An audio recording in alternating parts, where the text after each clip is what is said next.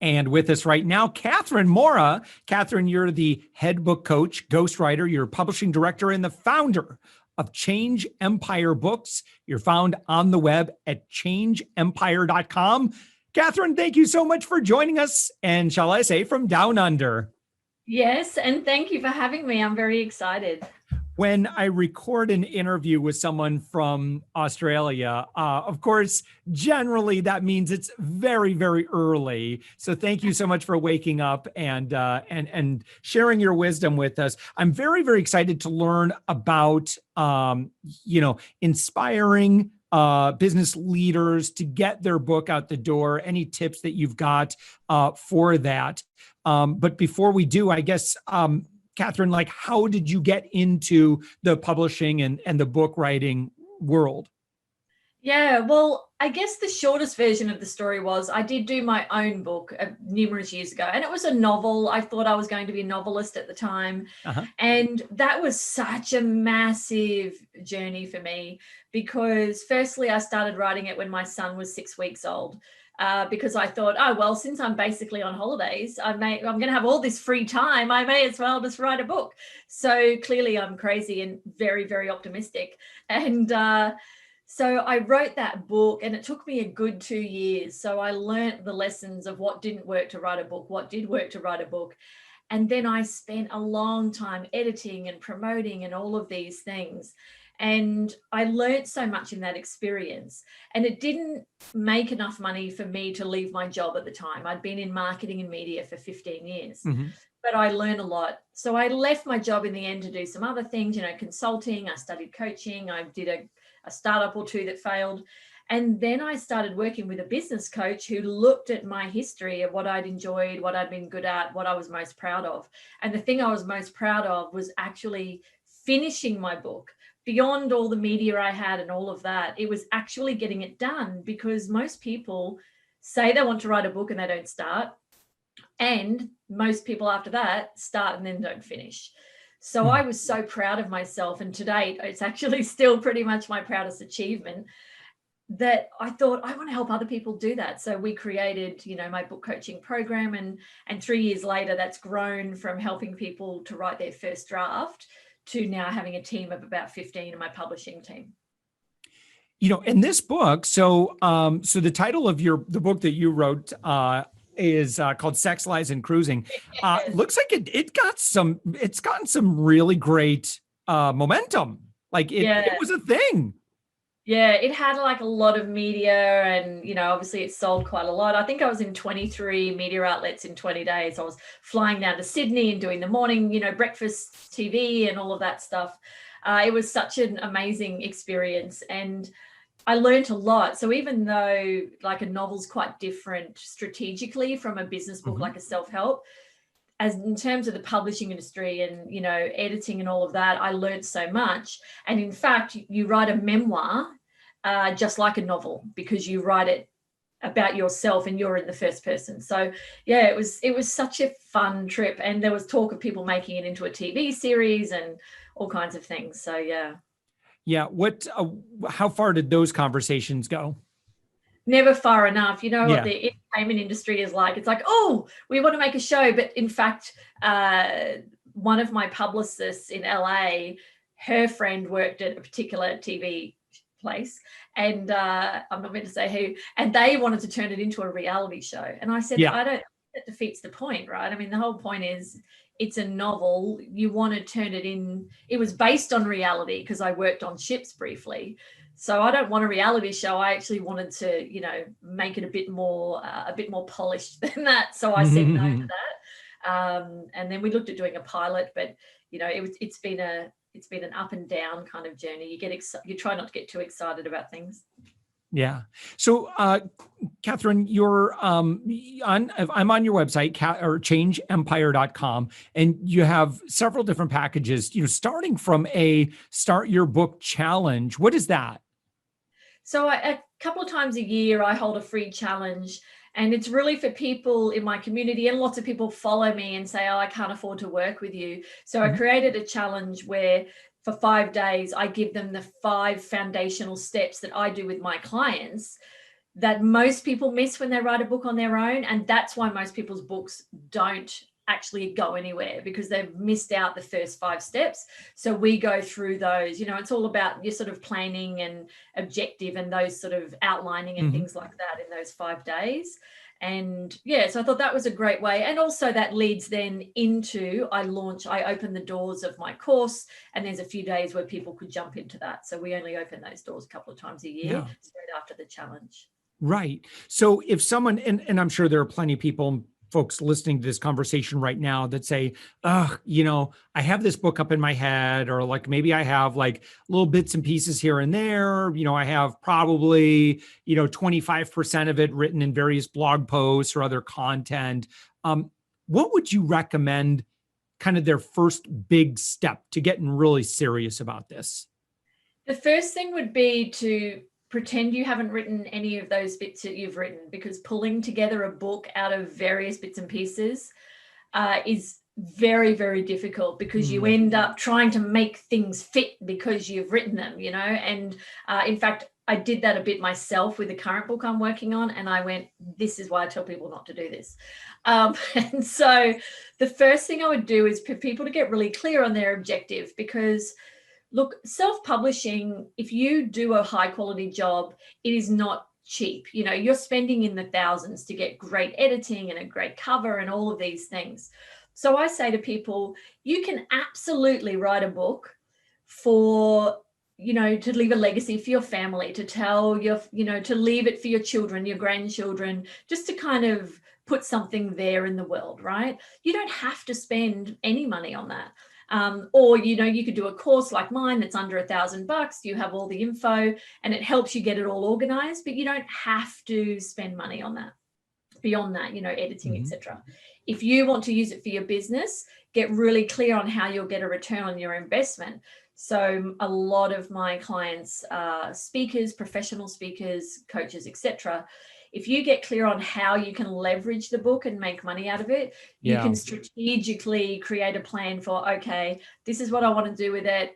And therefore, this is the topic I want to include, because I'll be talking about it for the next 2 years. These are the people I want to target, because they're the people who are going to come into my world when they're attracted to that book. So you have to put in place all the things that the book will do for you before you think about the reader. What's the book going to do for you? And that's the thing that most people don't get clear on. They just sort of sit down and start writing, and then they get very confused what their message is and things like that. So I always get people to get really clear on how they'll use the book, and if it's a serious commercial project or if it's like a bucket list thing.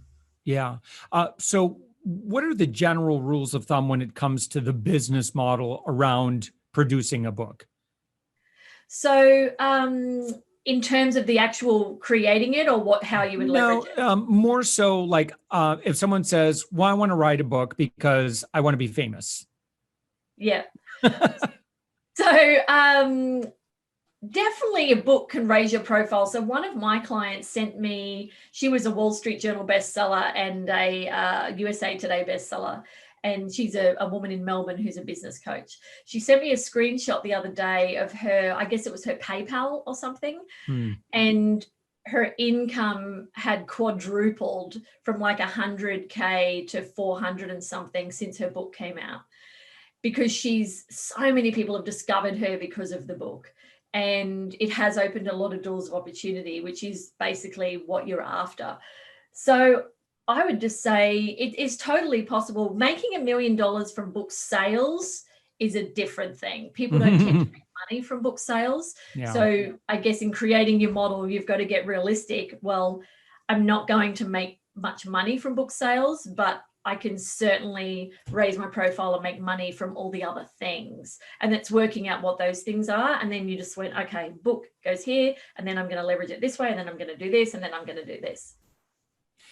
So and so in terms of, the business behind it, obviously, one thing you said was, that she had gotten very well known as a result of the book. What is the book doing to help her get known? So people, I think, still respect and revere authors, because they still recognize that a high quality book means that you're serious. You know, you're not going to casually write a book about something you kind of learned about last week. So I think people automatically raise you up to this kind of pedestal that if you put all this time and effort into it, you must know what you're talking about. Right. So it automatically gives you a bit of an expert kind of status. And obviously there are some pretty poor quality books out there, and that's the downside of self-publishing. And that doesn't help your reputation. So I'm making the assumption you've written a good book and you've done good quality work in terms of editing and everything. It does lift you above a lot of your competitors. So people say if someone had to choose between 2 or 3 speakers to hire, they'd hire the speaker with the book most likely. If people had to choose between some coaches and they saw that you had a book just on the thing that they wanted help with, then they'd choose you as well. So if someone is a consultant and they have a book and they're like, look, I just want to get this book in the hands of as many people as possible. I don't care about them. I don't care about book sales from making money off the book. But what might be some ways that they could get that book into as many hands as possible? Yeah, so in launch week, one of the ways that people become a bestseller, actually, including big names, is in launch week, they submit their book to a whole bunch of catalog sites, like BookBub might be one, book, and then BUB, for example, BookBub. There are about half a dozen others at least, and they vary in quality and sort of results, and it depends on what your genre is. But what they are is sites that readers have signed up to and they've said, I like this type of book, and they tick some boxes, and then every week or every day, depending on the enthusiasm or the size of the site, they get a list saying here's all the new books. And the rule is your book has to be free or 99 cents or $1.99 or whatever. And that's what people do to become bestsellers, because you know that most of those people are not going to read your book necessarily, or they won't get around to it straight away or whatever. So it's all about numbers. And look, you can sell tens of thousands of books in a week doing that. Wow. This is cool. I can't believe I've not heard of bookbub.com.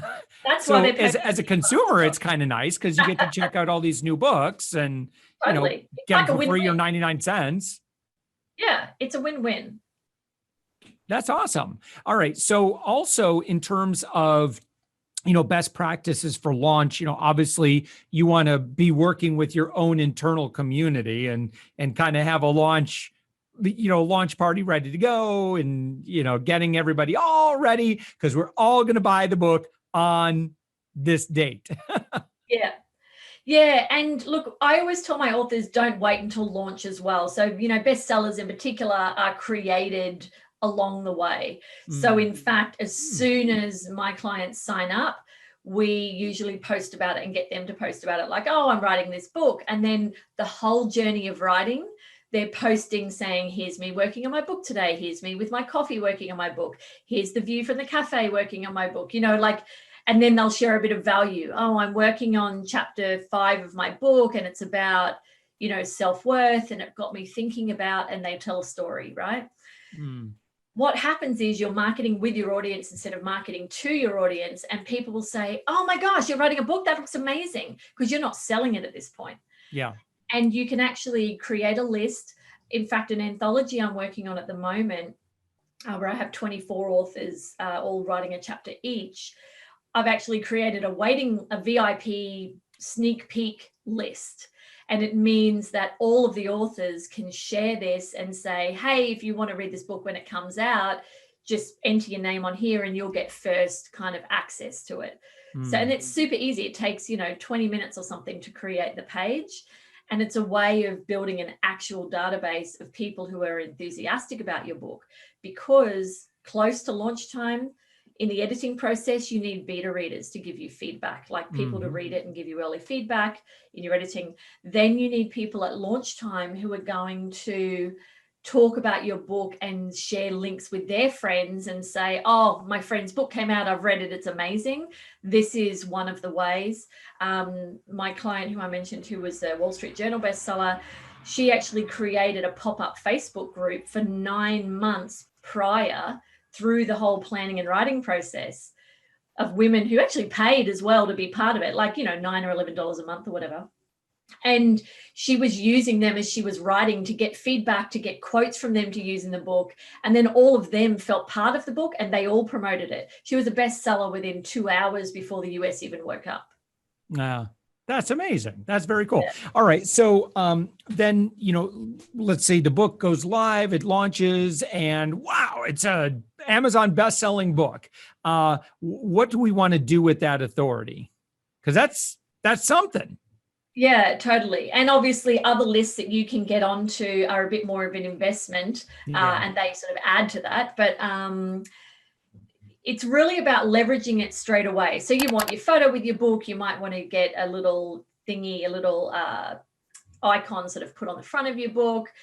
You change your banners and headers and things like that. You can send press releases, and you can approach podcasts, websites where your target market hangs out, where you might want to do a guest article or something like that. So straight away you're pitching. However, the pitch to media, etc., is never, "Hi, I've written a book. Would you like to give me some free publicity?" It's more, the hook is more, here's someone I helped, or here's my unique perspective on something that your reader would like to know or your viewer would like to know. And by the way, I can say this because I've actually just written a book about it.